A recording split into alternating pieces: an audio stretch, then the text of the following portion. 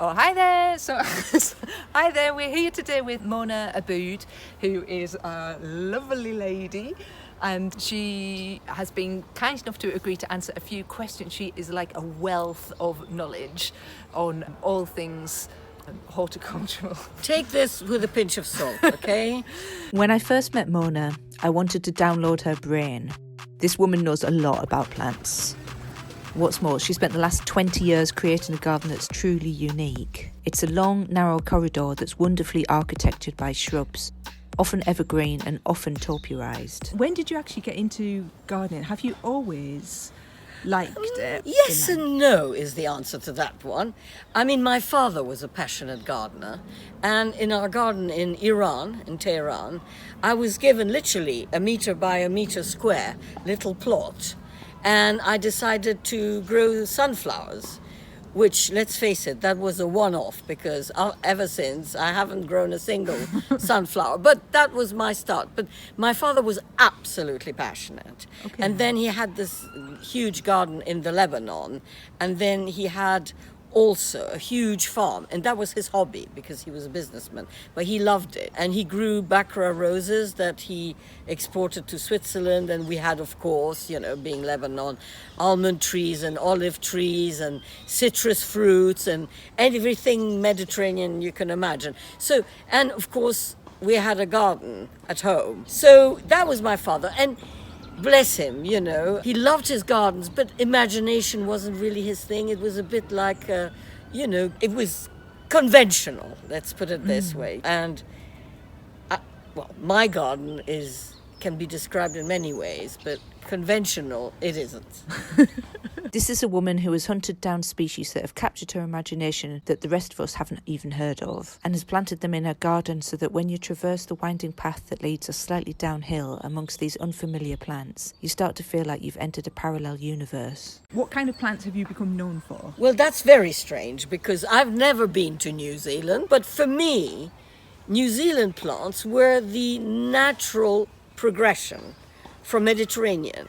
They require mostly, roughly, the same conditions, but they're better adapted to the English climate as opposed to Australian because, they have the same kind of climate where it gets a bit cold in the winter, but not too cold.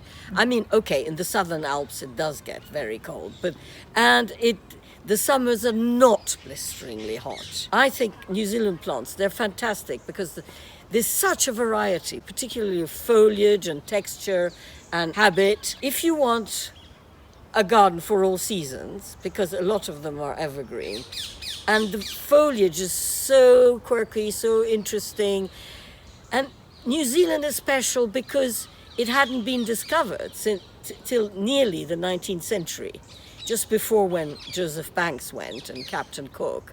And then a lot of pioneers and plant explorers, English and Scottish and the odd French and the odd German, went and found and discovered all these plants and brought them back either to Kew or Cornwall, where the climate is very, very similar. So I think they're fantastic plants and you can find them here. So I do urge anybody who wants to be adventurous and bold and try something new, go for New Zealand plants because they will give you years of pleasure and joy. Have you noticed that New Zealand plants are becoming more popular over time and easier to source? Unfortunately not. Oh, right, okay. No, because it's extraordinary.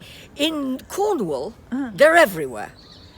In Kew Gardens, you can see them. RHS Wisley and RHS Hyatt Hall, they've got a whole New Zealand area. And Corokia, which is my particular plant, they have them at Wisley. And because we've had this strange series of weather events in the last 18 months, a lot of the Corokias at Wisley haven't really survived. But I touch wood. Let me touch wood.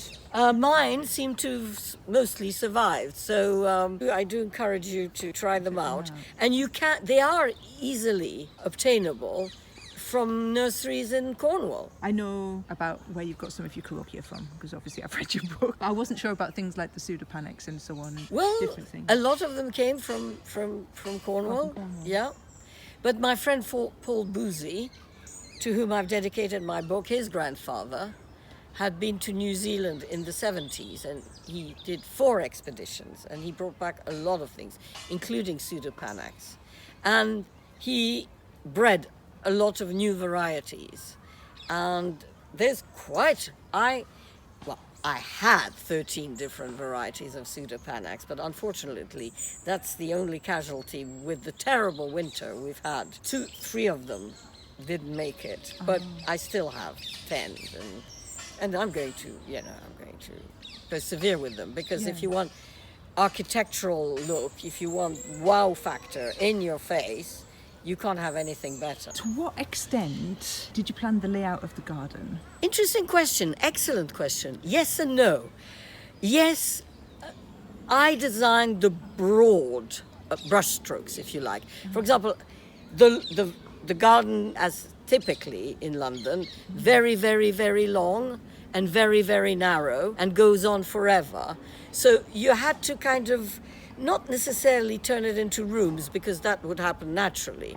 But I had already decided that right in front of the house, you would have an Italianate fountain, and then you would have raised beds, because of course, Mediterranean plants do not like to sit in water, particularly in the winter. So North London clay. North London clay, exactly. So I had the fountain, and then on either side, a very low brick wall that surrounded the fountain, so that you could grow things slightly higher up, so that, the drainage would be better. And then, as you went on, I designed a path, a gravel path, but I didn't want the gravel path to be straight. I wanted to meander, so that it was like a meandering walk of discovery all the way to the bottom of the garden, and the bottom of the garden then expands, and that's yet another area. So yes, I mean, the basic structure I did design, but then the plants, they came as and when, and as a passion grew, that suddenly the plants arrived, and then some died, and then I replaced them with something else, and in 23 years. So it was very simple at first. But then I decided that I wanted to plant either side of the meandering path. So I had, in 2010, 40 meters of it. I had it all raised, 40 meters. 40 meters of logs later, and 35 tons of soil later, because that's what you need to raise 40 meters by a foot. Then we had something where I could grow anything, Mediterranean, Southern Hemisphere, anything that likes it sunny and well drained. So that was part one. And then the logs rotted, because unfortunately there is a tributary of this little brook in Muswell Hill called the Moselle, exactly like the river in Germany. And in the winter, when it rains a lot, the water pops up, and my gravel path becomes a river. It becomes like the Moselle, it becomes a river.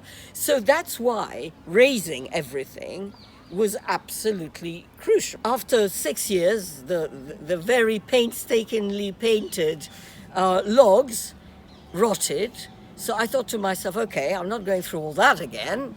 I want something durable that'll see me out, that looks organic, that looks marvelous. So I decided to go for granite. Amazingly, the man told me that the 6 tons of granite required would only cost £850. So I thought, my God, my birthday and Christmas had come all at once. So before he changed his mind, I signed on the dotted line. And this whole thing was brought here because, of course, I have no access except through a very long alleyway from the road. So 5 of us with 5 wheelbarrows, we transported these 6 tons of granite sets all the way down to create this wall. And I have to say, I'm as proud of this wall, as proud as I am of the plants here, if not more. Are there any like core principles of design that you put in? It's not quite as random as it may at first appear. No. I mean, design and color-wise, what I particularly like is plants that have blue-grey foliage, because, of course, a lot of Mediterranean plants have blue-grey foliage. For example, olive trees are slightly blue-grey, lavenders are blue-grey, Santolina, the cotton lavender, that tends to be blue-grey. So I've discovered a lot of New Zealand plants that are equally blue-grey. So this is the color that I like mostly, and the contrast between blue-grey and, let's say, terracotta or purple, for example, this cordyline in the distance, which is purple. So the combination and contrast of these two, purple against blue-grey, that runs throughout the garden. Okay. So imagine, for example, that this, the garden is like a picture. So the background is the normal green, what we would call the emerald green, etc. The common and garden green. And if you want light, you have blue-grey, and if you want touch of color, you have the purple. So that's how it works. Yeah. And I've got that running throughout the garden. Oh, good. So like to bring coherence. Exactly. Yeah. Seriously, when you've worked on a garden for 23 years and you just acquired a new one that you're passionate about and you're trying to integrate plants in it that you have done before or you haven't, it's fascinating for me and hopefully for your listeners. I could talk about my garden and what I've done in this one till doomsday. So, and I'm sure, you and I want to have a glass of wine. We don't want to be standing here burning the midnight oil. I'm sure there are loads more of things to talk about for another one of your YouTube. For another exciting adventure on Plant Your Pitch Up. Exactly.